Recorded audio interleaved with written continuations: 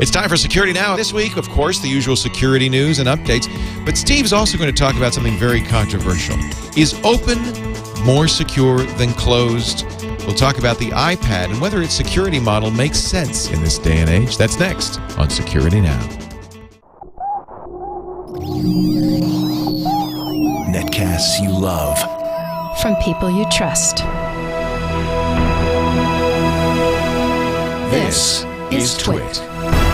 Audio bandwidth for Security Now is provided by AOL Music and Spinner.com, where you can get free MP3s, exclusive interviews, and more. Video bandwidth for Security Now is provided by CacheFly at CacheFly.com. This is Security Now with Steve Gibson, episode 245 for April 22nd, 2010. Open versus closed security. Security Now is brought to you by GoToAssist Express. Providing tech support for clients and colleagues in person is expensive and time-consuming. Support smarter, remotely, with GoToAssist Express. For a free 30-day trial, visit gotoassist.com/security. And by Carbonite, the leader in online backup. Back up your PC or Mac off-site securely and automatically. For a free trial offer, plus 2 free months with purchase, go to Carbonite.com. Offer code SecurityNow.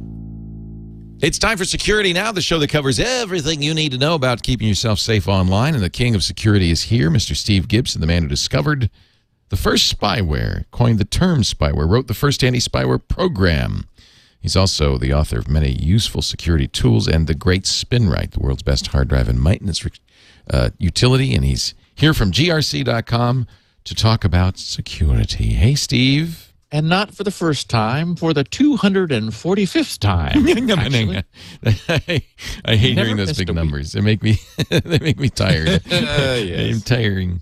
So we're going to actually cover today something very interesting, a little more philosophical show than usual.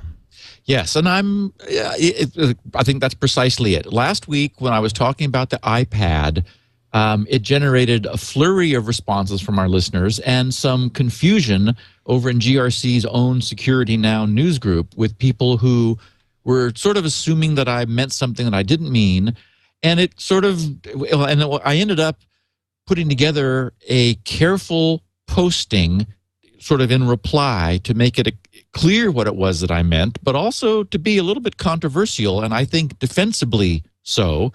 And we've never really addressed front on the issue of open versus closed from a security standpoint. You know, we've gone around and around about what's more secure, open source or closed source, you know, and so I want to talk about that and also about open platform versus closed platform, which is where the iPad and iPhone and other devices come in. So this week is the security of open versus closed, and a bunch of news. It's been a hopping week. It's such a great topic. Stuff. Yeah, good. Yeah, there has been.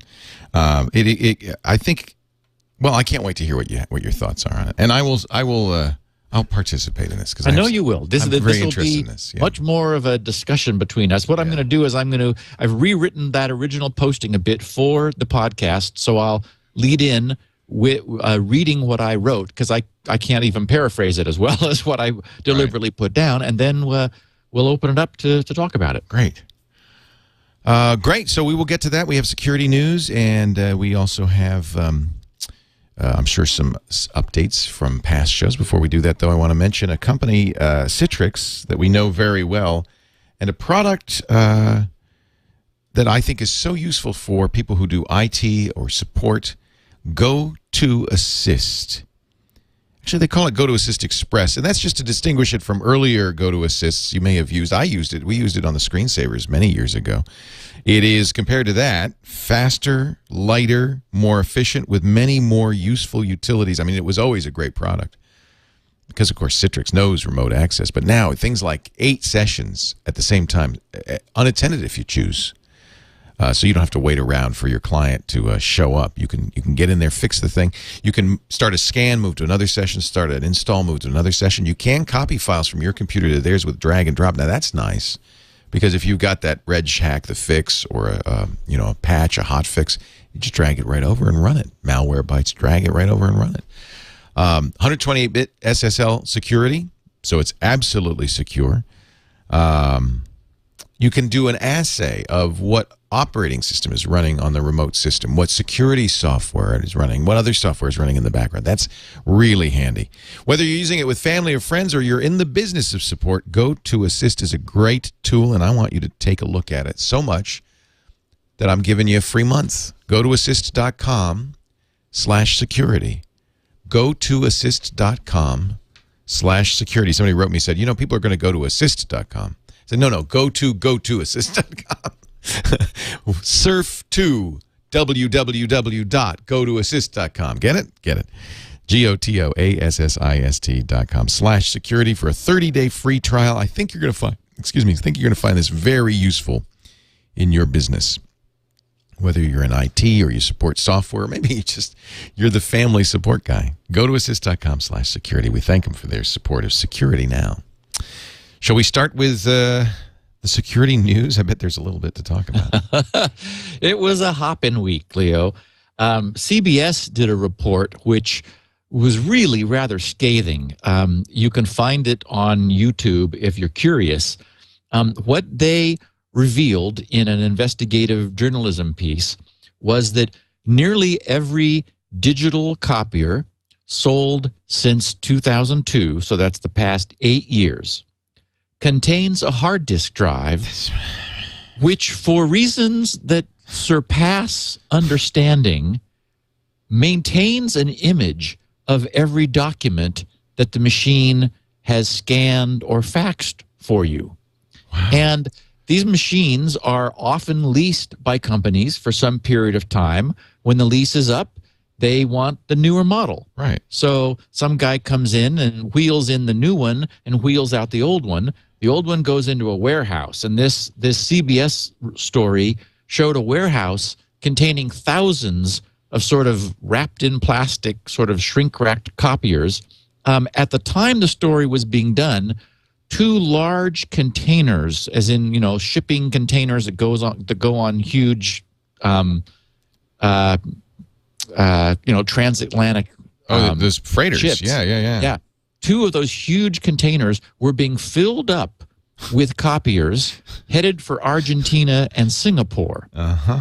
Now, the investigators purchased for, I think it was maybe $300 or $400 each, 4 of these used copiers, and took them to a forensics guy who used freely available software, opened them up, took out the hard drives, and they found literally tens of thousands of documents. One of the copiers had been in a police station for the duration of its life, where it had scanned police records, driver's licenses, tax receipts, tax records. I mean, the list of documents that they recovered was mind-boggling. One of the other of the 4 copiers had been at a health insurance company for its duration, where they recovered all the documents that the scanner had seen, which for some reason were stored dutifully on this hard drive,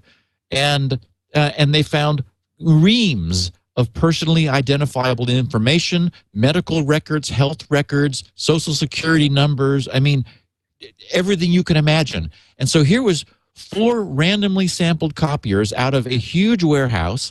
One of the employees during this story said, "Oh yeah, we're getting copiers in all the time." And they said, "Well, where are those 2 containers going?" "Oh, one's off to Argentina, one's off to Singapore. They buy our used copiers." Hard drive and all. Hard drive included. And one of the, I guess it might have been, it was someone, I think it was from Canon, was interviewed, one of the executives who explained that, "Oh, well, yeah, we tell people, that their documents are being stored in this thing. And for an extra $500, there's an encryption option." But apparently, not everyone gets that. And it's not even clear what it would do or how it would work. And frankly, I'm mystified by what function it is that requires a digital copier to store documents. Well, you could see there'd be short-term storage. Maybe it's because it speeds up the scan, scans it in. Well, exactly. And then you want, like, okay, we need 20 copies of this. Right. So you feed it in once, it stores it on the hard drive, and then it dumps it out to its little, essentially a laser printer that's built in to this thing. But, have them expire after a day or after an hour. I mean, what's the point of storing every document you've ever scanned? And are they accessible through the control panel? I've not seen where you're able to somehow browse through past documents. I mean, that would be an obvious security and privacy concern. So it's like this thing is hiding these documents for some reason. And anyway, so what about like Kinko's? If you use a public copy place, presumably that's all being stored as well. Yeah, well, I mean, I can't say one way or the other which technology does or doesn't, but I mean, this seems to be a huge unrecognized privacy problem where these copiers really do need to have their hard drives scrubbed before they leave, and of course that would kill the copier. Right. So the idea is when your lease is up, you don't want to. You can't kill the function of the copier. Presumably, if you did, run DBAN or something against the drive, it would render the copier non-functional. It probably boots off that hard drive as well. So, what's a digital copier? What is it? How would you just? I mean, how would you know if you had a digital copier? What is that? It's probably any recent copier which is running a scanner and is able to do fancy things like resize or duplex or uncollate, all those different things. You're gonna have to store the scanned images somewhere. Clearly, they're not storing it in RAM any longer. They're putting it on a hard drive. Wow. So, I mean, I would imagine that in the story, I recognized these as WD hard drives, which are, well known for many years as being very inexpensive in large OEM quantities. And so I could see the label on the drive going, that's a WD hard drive, Western Digital. And those are in copiers, apparently. That's just the way they operate now. So very big red interesting. flag. Very interesting. In other disturbing news, Slashdot picked up a story from a security researcher, Kurt, I guess it's Seifried, who writes for Linux Magazine. He was curious in light of all of this recent flurry of concern over the security of certificates. He was wondering how difficult it was to obtain certificates for webmail systems, because he realized that determining the identity of the person asking for a certificate is the remaining real problem with the whole certificate authority process. That is, when I apply for a certificate for grc.com, one of the things that is done is the email is sent back to my address. And sometimes, it's root at grc.com or hostmaster or webmaster or postmaster or something that they consider to be authoritative. They want to verify that somebody with a name like that at the domain that I'm getting a certificate for is able to receive the mail. And then they also will do, for example, a telephone loop. Well, one of the problems that has arisen is over time, the WHOIS records, the domain registrar records, are being either spoofed or privatized, kept out of public eyes, because people don't want people scanning the WHOIS records in order to spam them. So, protecting and making private your address is one of the things that many registrars offer, and some of them will simply just blank them entirely. They're just not available. So the problem is, how does a registrar verify the identity of someone requesting a certificate? Well, the bad news is what has come to light is that there are well-trusted certificate authorities like RapidSSL in this instance, who, if you are able to receive email from admin at, administrator at, hostmaster at, info at, is at, it at, miss at, postmaster at, root at, SSL admin at, SSL administrator at, SSL webmaster at, sysadmin at, webmaster at, whatever domain, that's all they require as proof of your identity. So the problem is webmail hosting is at some domain, wherever the webmail is hosted. For example, let's say Yahoo. So unless Yahoo has already locked down all of those names, if you can get an account as, for example, hostmaster at yahoo.com or SSL admin at hotmail.com, then that's all you need to do in order for, with RapidSSL, a fully trusted certificate authority that all of our browsers trust. They will, and this guy did, I'm trying to remember the number now. It was either 11 different webmail companies, or he tried 11, and the majority he was able to obtain from them to purchase a valid SSL web certificate, which we now understand allows anyone to perform a fully authenticated man-in-the-middle attack and or to impersonate that web server.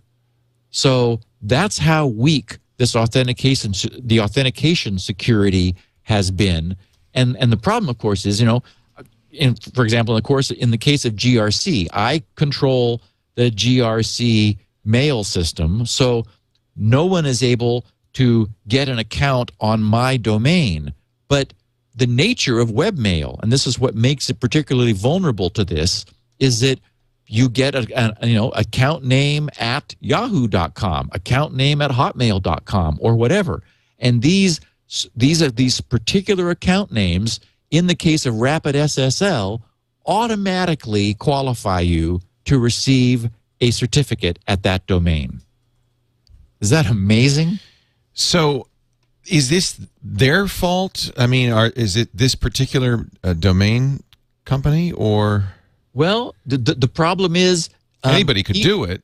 Yes, he did this with, I believe it was 11 different webmail companies. Oh, okay. So this is a problem they all have. And I mean, when you step back a little bit from this, it's like, okay, now, what should they do? Well, the problem is there really is there's no one responsible here. They're wanting to sell certificates. Right. They're saying, well, how should we prove someone's identity? How does anyone know someone's actual identity on the internet? With domain name records now being blocked or being spoofed or being deliberately obscured, we can't really rely on those. So we just sort of, if you give us your authentic email at that domain, then if we send you email there and you're able to prove you got it, then we say, oh, he must be the hostmaster or the administrator or the SSL admin or whatever. And they're saying, what else could we do? And so what this really does is it points out, just unfortunately, how bad the anchors are to the whole PKI, public key infrastructure chain. Is it just RapidSSL, though? I mean, are other no, there were CAs? 11 different. Okay. So getting rid of RapidSSL from Firefox, for instance.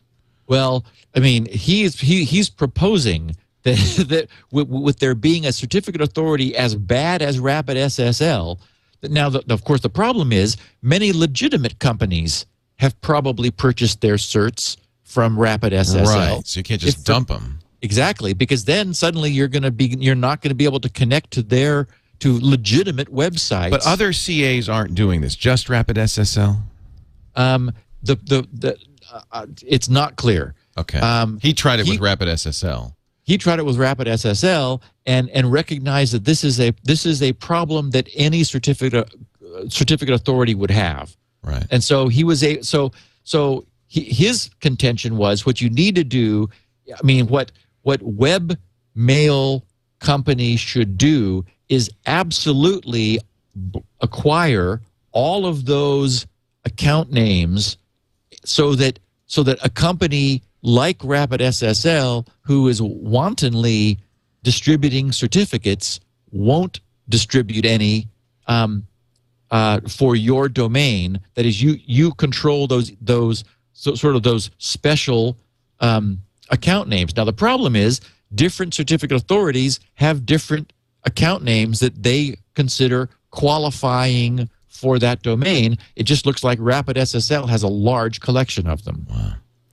So I own, a few domains like Twit. Should I then do something to protect myself against somebody getting administrator at twit.tv? Do I have to register? I mean, it's an infinite number, right? I mean, well, except that how can some random person get an email account at twit.tv? I mean, that's why Hotmail works or whatever, because you can get a Leo at hotmail.com and then register administrator at hotmail.com. Exactly. Yeah. And it's why you and I are safe, is I control my email system, you control yours. Okay, now I understand. Got it. Right. Yeah. And so the problem with this particular problem that affects webmail is that these special account names can be acquired on webmail systems, and that's all that a company like Rapid SSL requires in order to say, oh, you must be the domain owner. We'll give you a certificate. And one of the things they ought to do is they ought to check to see whether that domain already has a certificate. All they have to do is connect to its web browser, and it'll say, oh, yeah, that the actual domain has a certificate from VeriSign, for example. So, why is it you're getting a certificate now from us? Oh, and that certificate's got 3 years left of life on it or something. So, I mean, there are more proactive things that they could do, but the problem is there's no accountability. Nothing holds a certificate authority accountable for the certs that it's issuing, except if it gets a black eye, like by being way permissive, and people start removing that CA from their browsers because they no longer trust that CA. Then people are going to be disinclined, valid webmasters are going to be disinclined from purchasing certificates from them because people have removed the root CA from their browser, preventing them from getting to their servers securely. Have you been following the McAfee story that broke this morning? No. Oh, you're going to love this one.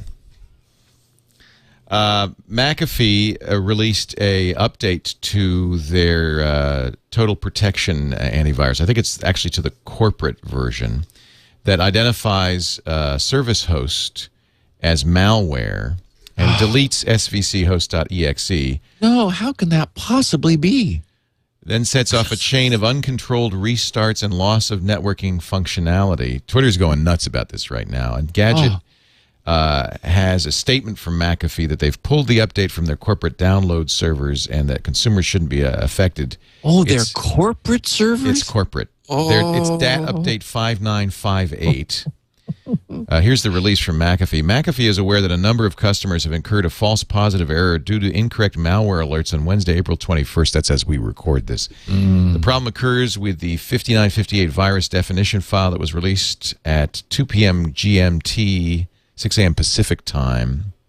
Our initial investigation indicates this error can result in moderate to significant performance issues on systems running Windows XP Service Pack 3. Apparently it affects Service Pack 2 as well. The faulty update has been removed from McAfee download servers for corporate users, preventing any further impact on these customers. We're not aware of significant impact on consumer customers and believe we have effectively limited such occurrence. McAfee, nobody knows. The anecdotal numbers, according to Engadget, are 30,000 to 60,000 machines rebooting as we speak in a loop. Well, and Leo, without the service host DLL, I mean, that's a key DLL used. You can't run.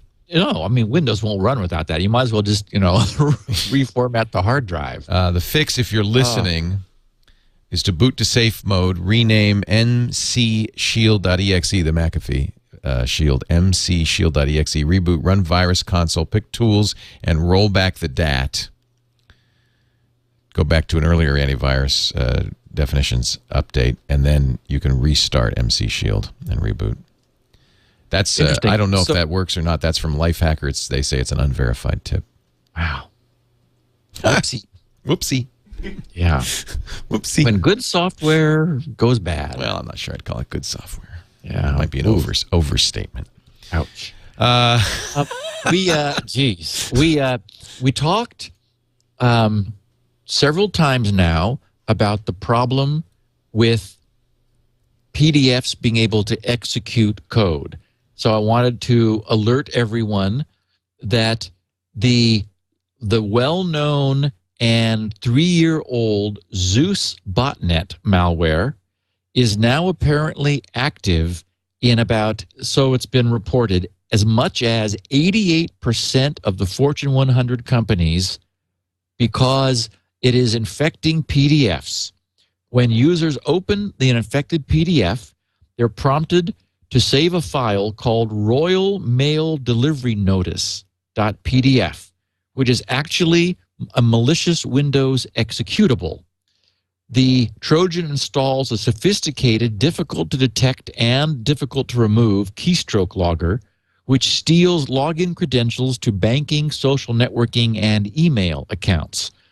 The command and control servers have been located, but they're well distributed, so they've found a few of them, and they have been found to contain tens of thousands of pieces of personally identifiable data, credit card information, social security numbers, login data to banking accounts and email account info. And it's believed that several million machines worldwide are currently infected with this. So I did want to remind our users to do what Adobe is now saying to do, which is turn off this ability for PDF files to run executables. It is now being actively exploited in the wild, as it was inevitably going to be. And it's catching a whole bunch of people. Yikes. Also, as we were recording last week's podcast, and I was sort of lamenting, remember you and I were discussing how prevalent the Java runtime was in people's machines? Yeah. As we were recording that, or I guess it was the day after we were recording that, Oracle, that of course owns Sun, was quickly putting out an emergency Java patch to deal with this 0-day vulnerability, which they had previously decided was not serious enough to warrant an out-of-cycle patch. They were going to wait until July. Oh, July? July was when this was going to get fixed. But then it became clear that it was already being exploited in drive-by attacks. For example, users who visited songlyrics.com would find their computers compromised if they had the Java runtime, which would be in the vulnerability in it was being invoked by scripting on the songlyrics.com website in order to install malware into their machines. So Java is now at, as of last week, Java 6 Update 20. And Oracle decided this thing would not keep for a few more months. So really? That's good. Good news. And then over in my favorite acronym is TNO. And in this case, I realized that you could rearrange the letters and say TNO not NOT. We have Wired.com reported. That's the Yoda version. No one trusts. Yes. Exactly. The first publicized cloud computing warrant.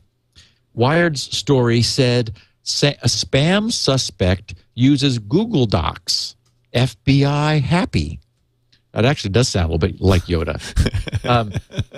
And I'll just read from this because rather than paraphrasing, it says, the beginning of the Wired.com story, FBI agents targeting alleged criminal spammers last year obtained a trove of incriminating documents from a suspect's Google Docs account in what appears to be the first publicly acknowledged search warrant benefiting from a suspect's reliance on cloud computing.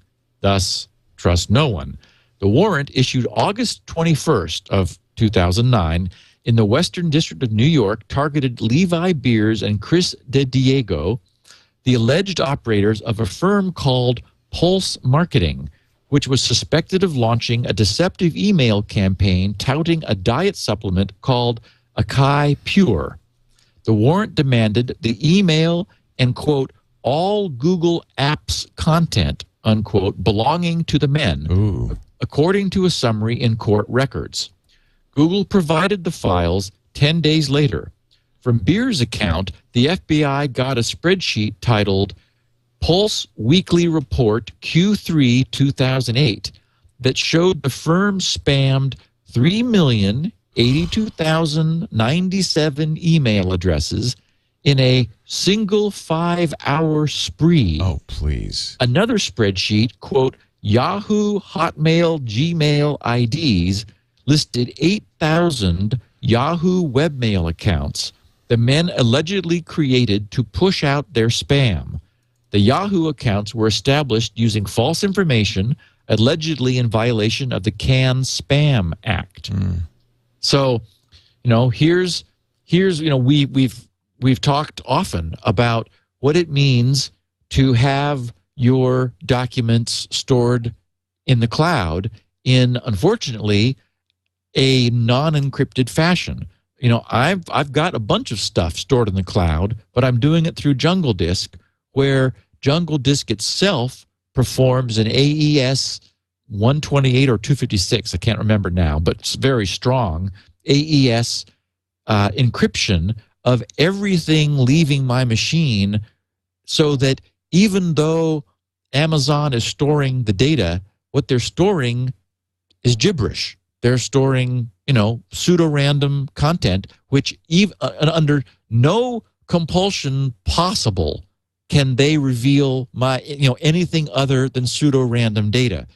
So, this is something our listeners just need to be aware of. I was listening to you, Leo, on one of your other podcasts, talking about Google Docs and hearing some of your listeners. We use it like crazy. This is our new way of. In fact, we tried to send you a Google Doc.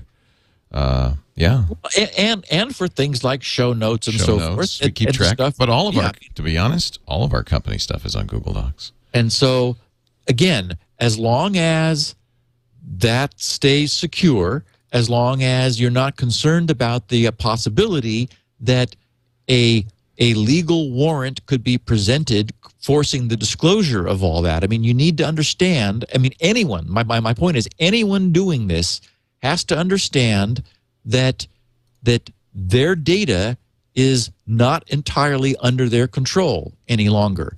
And it's not that they only need to trust Google. They need to trust the entire chain of the federal government that has the right to issue warrants to compel somebody storing this information to release it. Right. So, it's worth being aware of that. Now, unfortunately, we have a related story, which is that Network Solutions Unix-based web hosting servers have been breached yet again. We haven't talked about this before, but it's a problem that has been continuing. Network Solutions had a problem just a few weeks ago and then a few months ago. In this case, hundreds of their hosted websites were hacked. And, they're being rather closed-lipped about it at this point. I have a quote from them saying, "We have received reports that Network Solutions customers are seeing malicious code added to their websites. and we are really sorry for this experience. Yeah, I bet they are. The code, which has been injected into hundreds of Network Solutions customers' web-hosted websites, redirects any visitors to their sites to more deeply hacked servers that silently attempt to install malicious software using a variety of known vulnerabilities, such as those that exist in Adobe's PDF reader and insecure ActiveX components. So here's, sort of a different take on this, and that is that, we can hope that Google's systems are secure. On the other hand, we know that just a few months ago, there was the whole much publicized infestation of malicious activity in Google's network, allegedly from people in China that had been inside of Google's network and the networks of many other major corporations for some number of months. So, TNO. TNO, or NOT for the Yodas among us. In errata, we have some clarification of the problem that I also heard you discussing. I guess it must have been MacBreak Weekly you were doing, I think it was yesterday, talking about the problems with the iPad and networks. DHCP lease issues. Yes, exactly. There were news early this week that major East Coast college and university campuses were banning the iPad, or the iPad was causing all sorts of Princeton did. traffic. Yeah, and I think George Washington wants to, and another one as well. Yeah.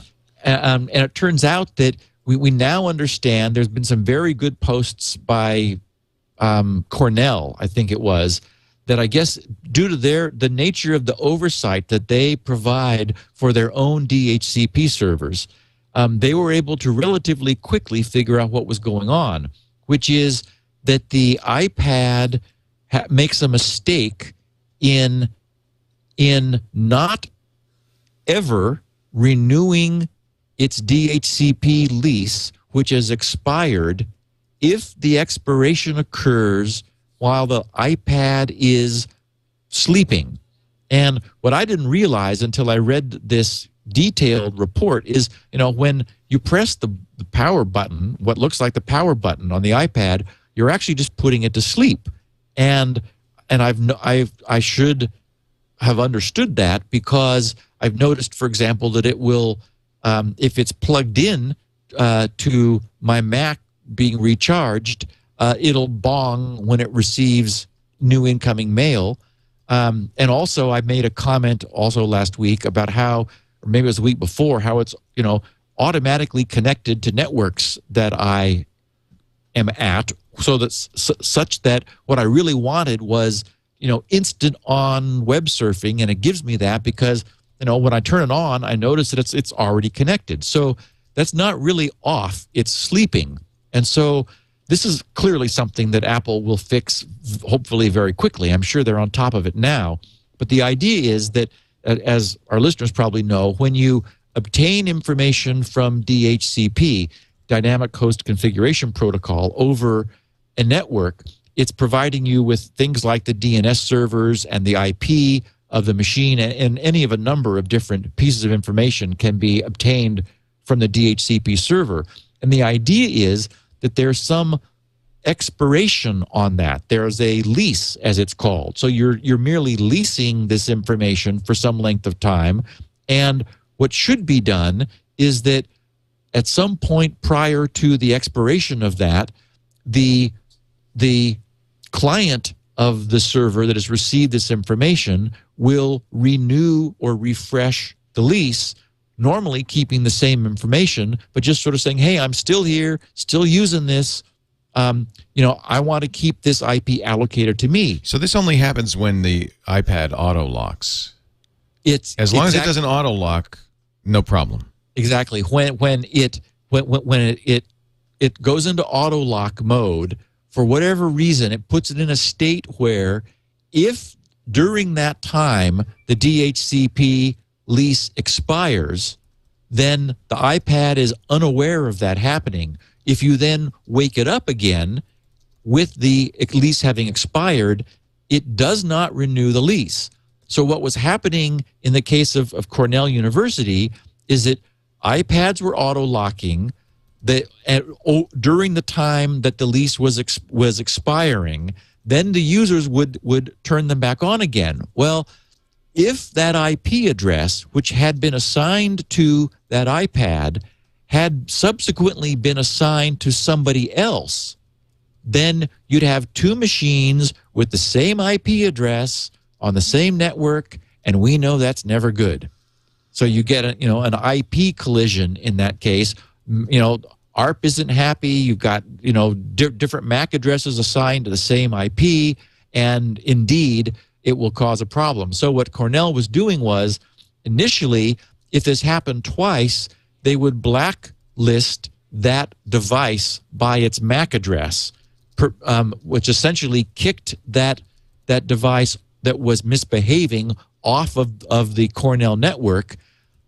When they later figured out exactly what was going on, they arranged to inform iPad users of several different workarounds which could be performed. One being that you would disable the auto lock so that you'd have to manually put the iPad to sleep, which prevents this. And before doing so, they suggested you also manually turn off the Wi-Fi.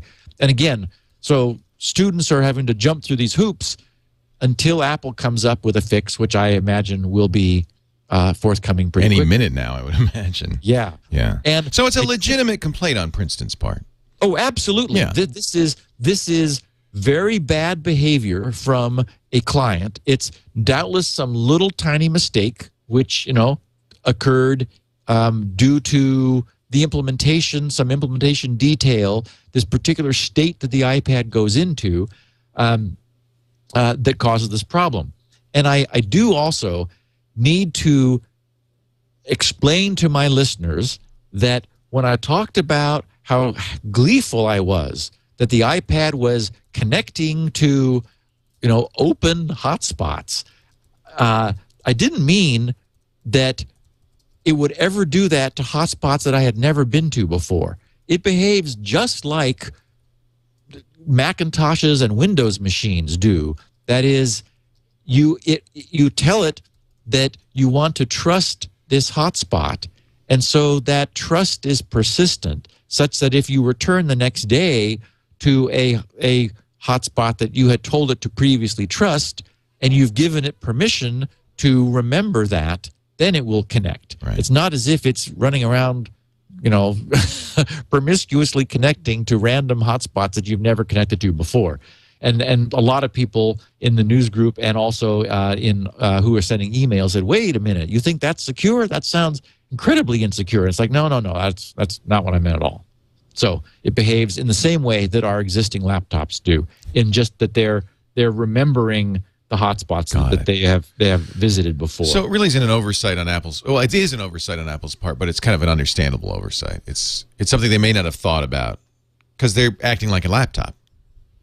Yeah, exactly. No, and no, in this case, it's behavior that you want. Right. You want to be able to say, this is a place I go to. This is a coffee shop I go to. So trust its network. Right. Because I'm trusting it now. I would like you to remember Continue to do so. Yeah. So that I trust it when I'm back there tomorrow. But if you go to somewhere else, it'll say no internet connection. Then you go over to go to the control panel. You open up Wi-Fi, and it'll show you a list of available networks, which may or may not be secured. And so you make your decision, and then you tell it whether you want to remember that in the future, just like the Windows or Mac works. Right.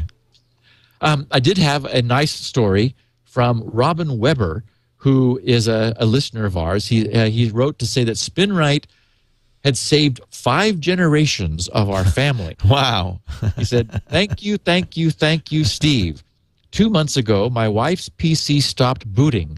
It would actually go into a reboot loop after the XP loading screen, with an ugly sound coming from the hard drive before each reset. I tried several recovery tools on the damaged drive mounted in a good PC, and never got back anything more than the sounds of mechanical gagging. 2 weeks ago, I stumbled upon the Security Now podcasts and started listening to them.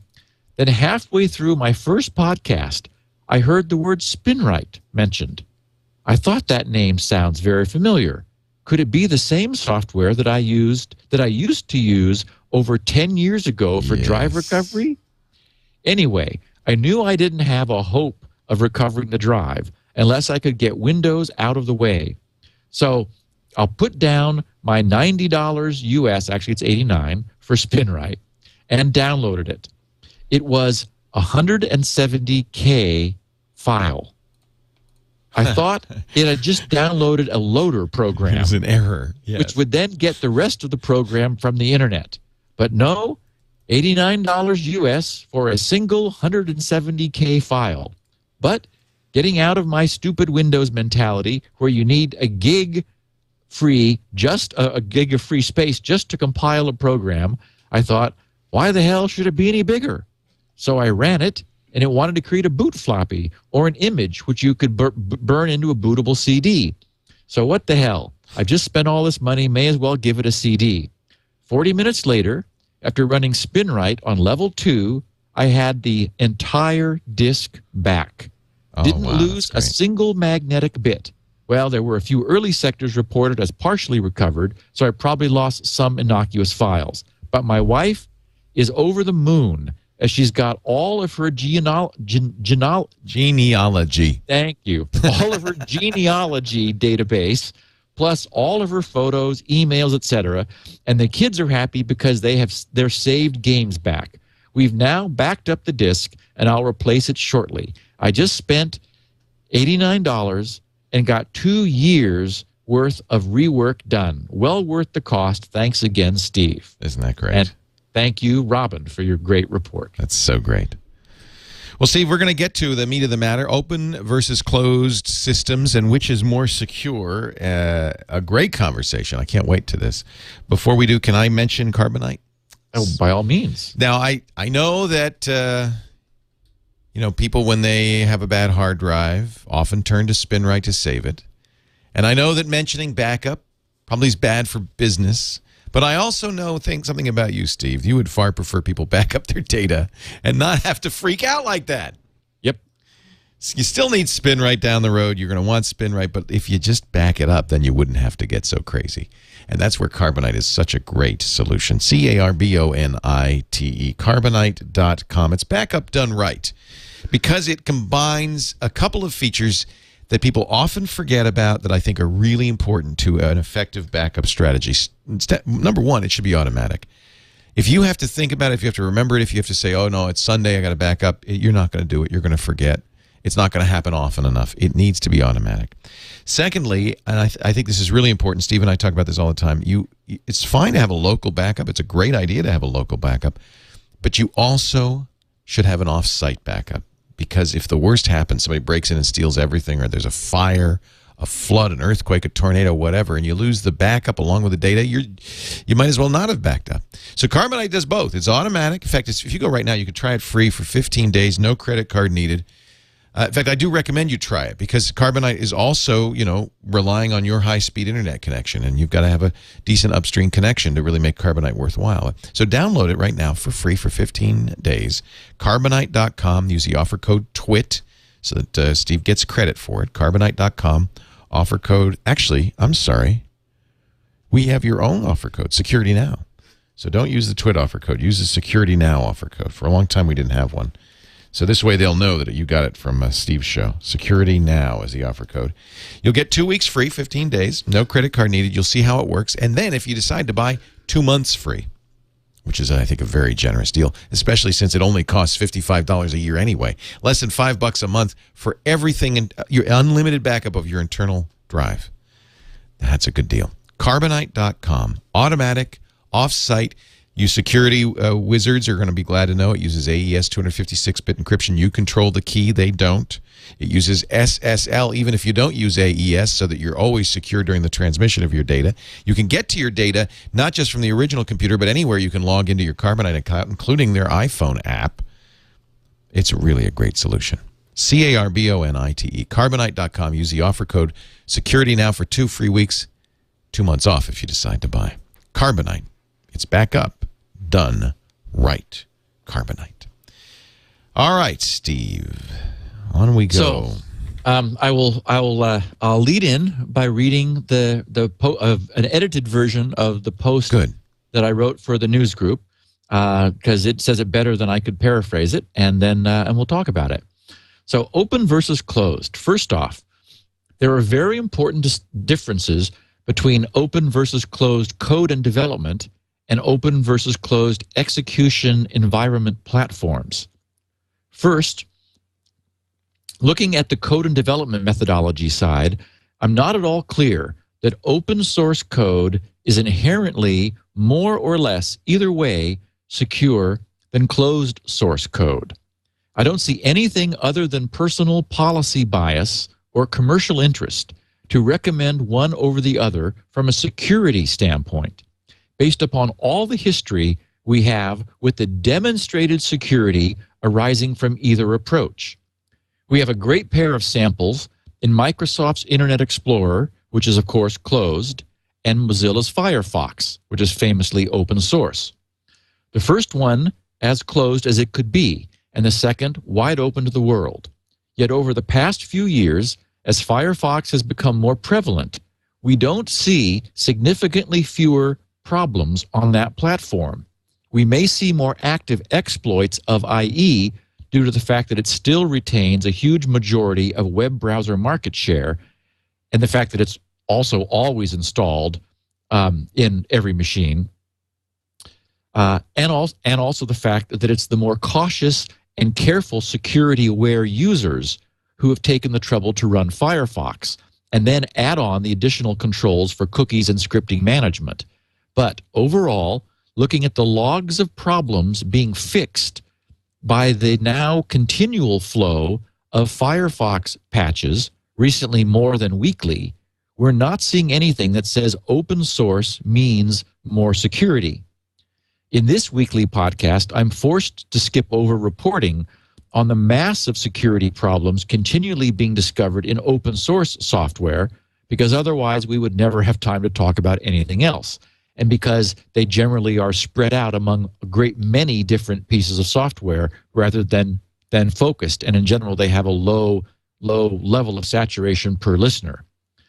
From all of the wealth of evidence we've seen, I think that in either case of open or closed source software and software development, it is the resulting delivered product of either approach which is pounded and pounded upon and never needlessly altered, except for the purpose of carefully fixing small implementation errors that over time earns the right to be called secure. Our listeners may recall my annoyance at Microsoft's Steve Ballmer declaring at launch that Windows XP was the most secure operating system they had ever created. And my comment back then was, that's not something that anyone can simply pronounce. Security can only be proven over time through being tested. The security of any given implementation of a system can only be earned. Security cannot be declared, it must be proven. And establishing that proof requires time spent in the line of fire. And this is easily demonstrated by the simple fact that it's entirely possible to create vulnerable and exploitable code under either type of source code model, either open or closed. The whole nature of debugging is such that programmers will miss both their own and others' coding errors, since they get sucked up into making the same assumptions. And it really doesn't matter how many eyeballs examine the code. Closed source economics at Microsoft can certainly afford to employ just as many eyeballs looking at code as does the volunteer open source model.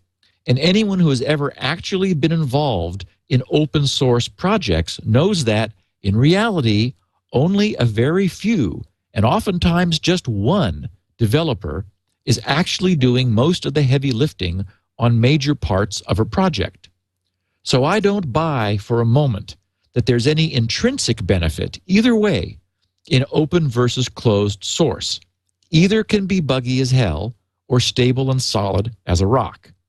And it's worth noting that in the case of closed source code, commercial interests work both for and against its security. On the one hand, commercial interests need a reputation for security to help bolster sales.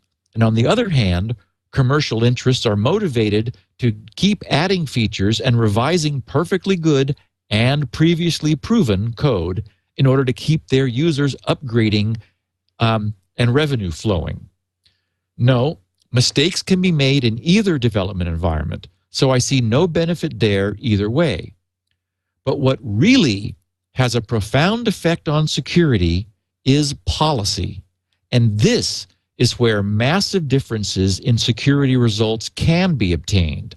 Years ago, how many times did our listeners hear me grumble, not about the fact that a defect was found in Microsoft's Outlook that allowed email to take over the user's machine, but that Microsoft continued year after year their policy of enabling any scripting at all in email. Mistakes are going to happen, but policy is deliberate. And policy is directly reflected in design, which brings us to the question of open versus closed platforms, which is an entirely different animal from open versus closed software development. In comparison to an inherently closed platform, which deliberately imposes restrictions upon what software is allowed to run on it and upon what freedom permitted applications have, any inherently open platform that permissively allows anything to be developed for it and run on it is going to, by design and definition, be significantly less secure. The more freedom applications have within a platform, the less secure it will be, since freedom is so easily abused. And the more inter-application interaction the platform allows, the less secure that platform will be, since so many games can be played between applications. And any platform whose design fundamentally adopts an untrusted application model, assuming that applications may misbehave and, by design policy, strictly limits their freedom, as, for example, in the case of the iPhone OS with its application sandbox, versus any platform whose design is fundamentally one that encourages a community of assumed mutual trusting applications, as Windows, Unix, Mac OS X, and other traditional open platforms do, will be inherently more secure by design. And finally, the more locked down the application screening process is, the more difficult it is for applications to be approved as individual applications are examined by the platform's administrator, scanning for the use of undocumented APIs and any other possible misbehavior, the more inherently secure that locked down platform will be. Thus, taking Apple's just released iPad as an example, while we cannot possibly say today that the iPad, a 3-week-old product when we're recording this podcast, is secure, because by definition that can only be proven over time, we can definitely state that the iPad's fundamental design, by virtue of the deliberate and often infuriating and disappointing limitations that were designed into it from the start, make it, as a platform, not only fundamentally more secure, but also fundamentally more securable. So I think it's, well, you make a very interesting distinction, which I think is very important, but about security policy versus, it's not really merely open, it's the policies. Because, right. And the reason, at first I thought, oh, now this will be interesting to see whether Steve makes a distinction between between open source software and an open system versus a closed system? Because I mean, it really isn't merely. I mean, some of this software on the iPad is in fact open source software, but that's not really what makes it secure. It's that it's a closed system. It's the policies, right? Right. In fact, I spent some time this week delving into the developer documentation for the iPhone OS because my own curiosity was raised by this question. And what is very clear is that Apple designed a deliberately limited system. They explained to the developers that users need to select an app, that the OS will run that app, that it will have the entire screen while it's running, and that when the user presses the home button, the application will be told to terminate. It will have 5 seconds to do so, and this is we're talking about existing, iPhone 3.1.3, the existing level, not the forthcoming 4.0 that begins to allow a little more leniency in termination. Right. But the idea is that when you press the home button, the application is told to shut down, and it's got 5 seconds to do so, and if it doesn't, it will be preemptively terminated by the by the underlying kernel. And in fact, the developer docs explain that users would like to have a feeling of continuity from one instance of running to the next. Right. So it's up to the individual application to use that shutdown time to quickly save its own state so that when it's run again, it has the option, and hopefully will take advantage of it, to look like it kept running even though it didn't. Right. And so this means a number of things from a design standpoint. It means that the application has the whole phone to itself while it's running. So there is not any complex multitasking necessarily going on, although the system itself is multi-threaded and can be doing many things at once. But there's one task that has essentially focus, and that it has the whole screen, and that it has all of the resources of the machine at that time.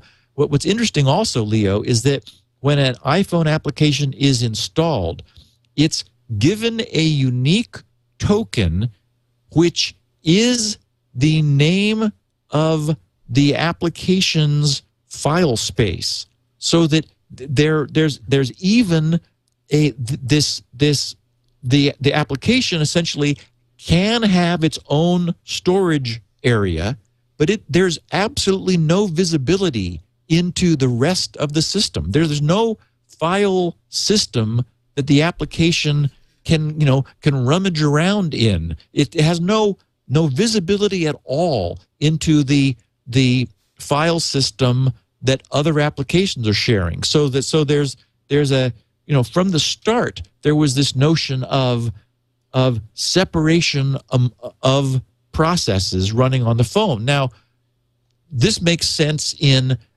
something you have in your pocket. None of us would put up with this on the platform that we've got on our desktop. Windows and Mac. We're used to huge screens, lots of things going at once, jumping around between things.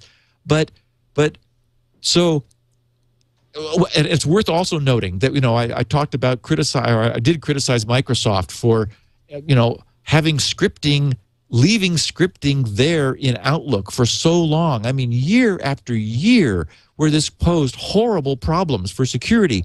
The reason they did is that they just nothing can make Microsoft take out a feature, because they're even though I don't know anybody who ever used scripted email, there were probably some companies in the Fortune 500 that were using it, or the fact that the feature was there, Microsoft was terminally afraid of breaking something by removing a feature. So the problem is, and we've seen this with the evolution of Windows, how difficult it has been over time for Microsoft to try to get back security policy that they had originally never considered.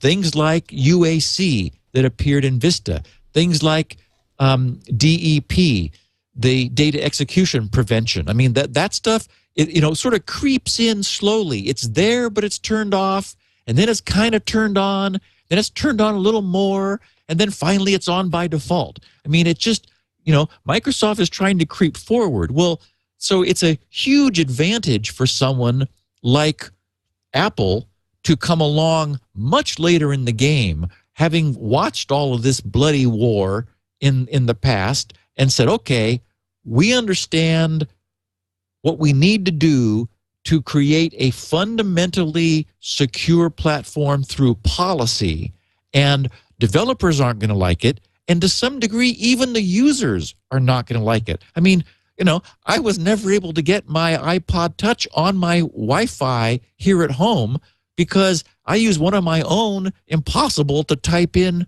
passwords. And so there was no cut and paste, as we remember, because, that was a form of inter-application mischief that might have been possible. And, Apple's design decisions were so rigorous in the beginning that they said, if anything, we're going to err on the iPhone in the favor of being overly restrictive, because we could always loosen it later, but we can never tighten it later. And that's, of course, the lesson that Microsoft is still trying to learn and having to pay for. Yeah. Start tough. Yeah. Yeah. Yeah, and then, as it's proven, as you're able to, I have no doubt that there's some serious vetting going on about the data on the clipboard when you cut, copy, and paste among applications on the iPhone and the iPad, because, again, Apple recognizes that what they've established a strongly sandboxed, seriously secure policy. And I've got to say, Leo, given my choice, I would rather go without features and not compromise security than have the iPad turn into a much more open platform that starts having real problems. Because this all came up with the Q&A question we answered last week. The guy saying, would the iPad make a reasonable, dedicated platform for secure banking? And I would say, there's the reasoning for my having said yes last week. Yeah. I mean, it's not that you couldn't have an exploit on there. It's just that an exploit would be, because of the nature of the platform, its impact would be dampened. Is that it?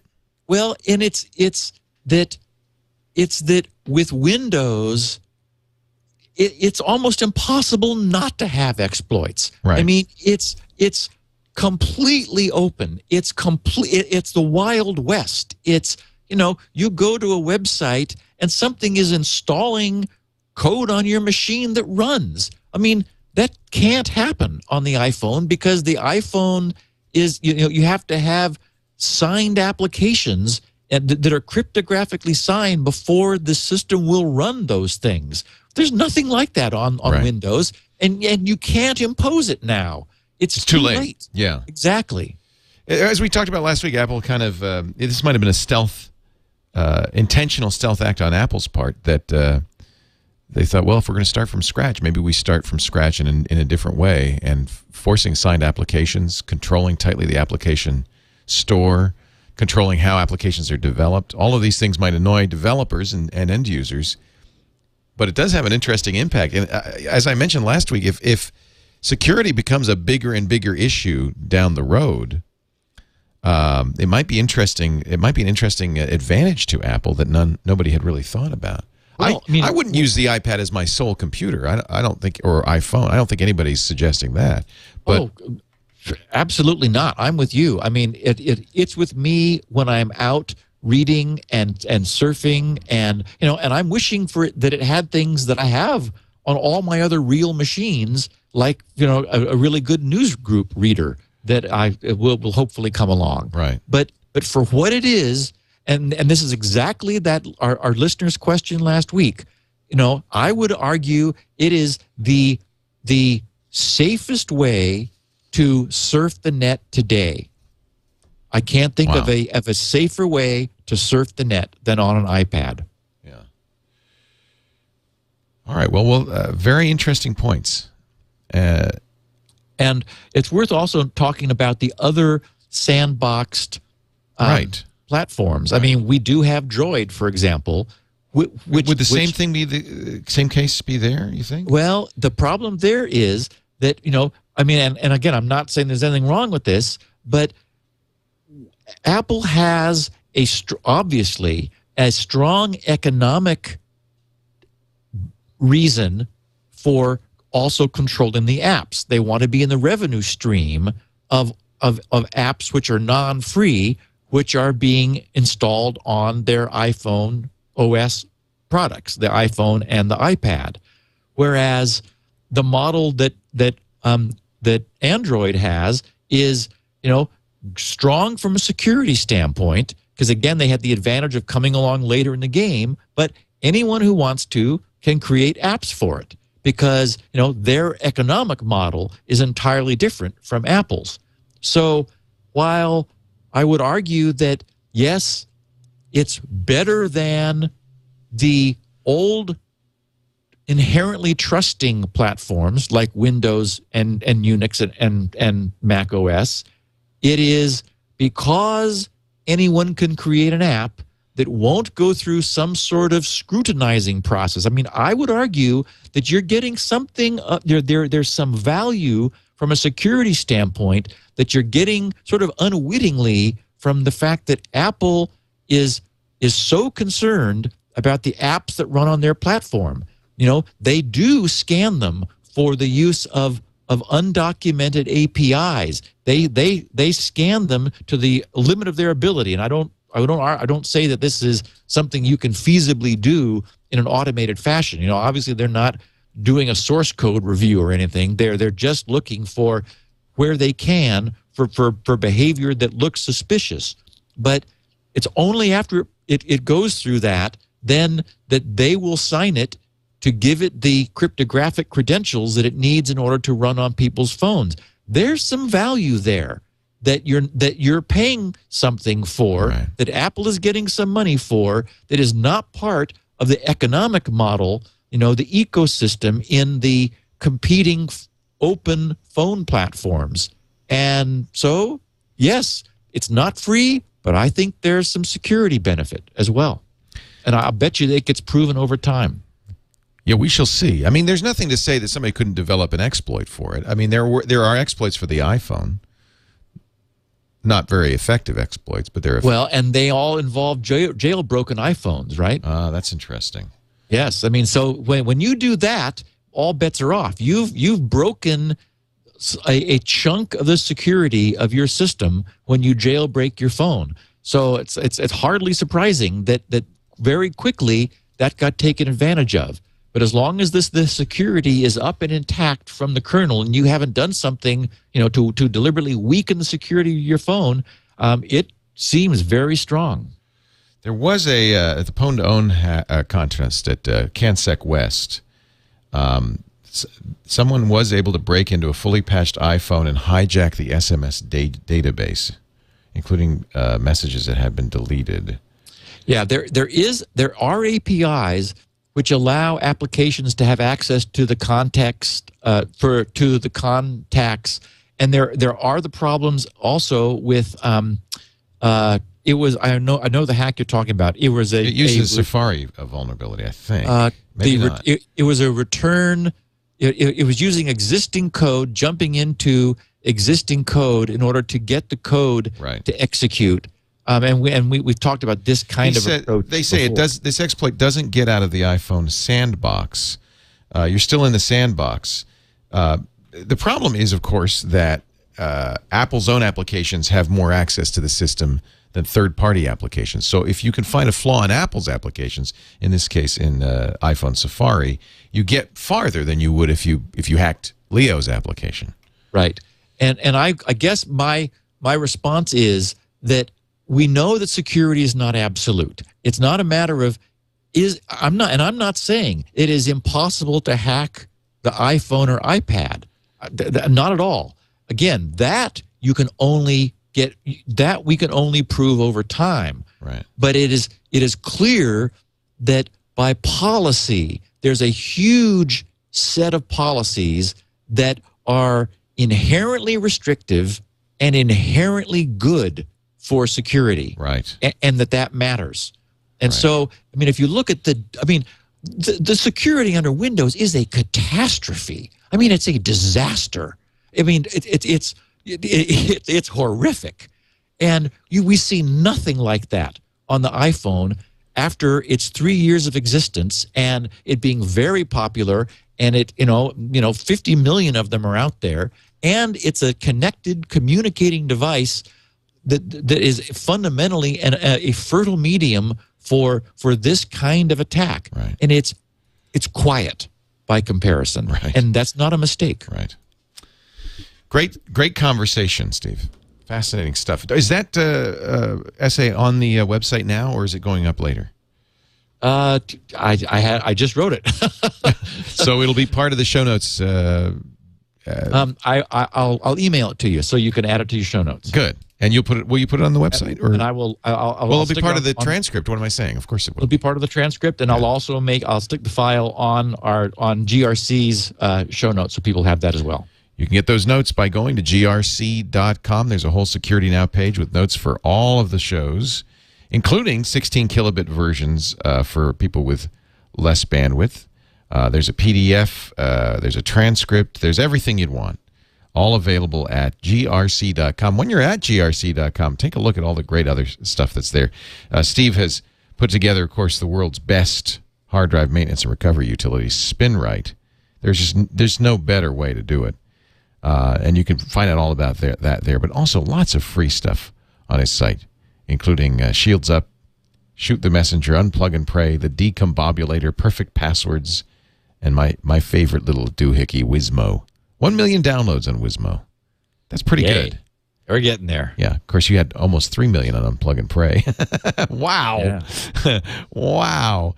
All at grc.com, the Gibson Research Corporation. You can watch this show. We do it live every Wednesday afternoon at 2 p.m. Pacific, 11 a.m. 2 p.m. Eastern, 11 a.m. Pacific. That's 1800 UTC at live.twit.tv. You can watch video on YouTube at youtube.com/twit in the Security Now channel. You can also download audio and video from any podcast aggregator, including iTunes, the Zune Marketplace, on Linux, everywhere that you can get a podcast. You can get we make large and small versions available of the video, and a 64 kilobit mono version of the audio. All for your delectation, absolutely free, because we have support from great sponsors like Citrix, the folks who do GoToAssist, and Carbonite, who do Carbonite's great backup software. We thank them for making this possible. And I thank you, Steve. And I do want to solicit feedback on this topic. I'm sure that a lot of listeners have opinions. grc.com/feedback will get you to a web form. Say something about iPad or iPhone security in the subject line. And next week is our Q&A. And I have a feeling I'll be reading some opinions about this. Yeah. I'd love to have them. Either way. We can talk about it. grc.com/feedback to leave feedback for our talk back issue next week. Thank you, Steve. See you, Leo. See you next time on Security Now. Security Now.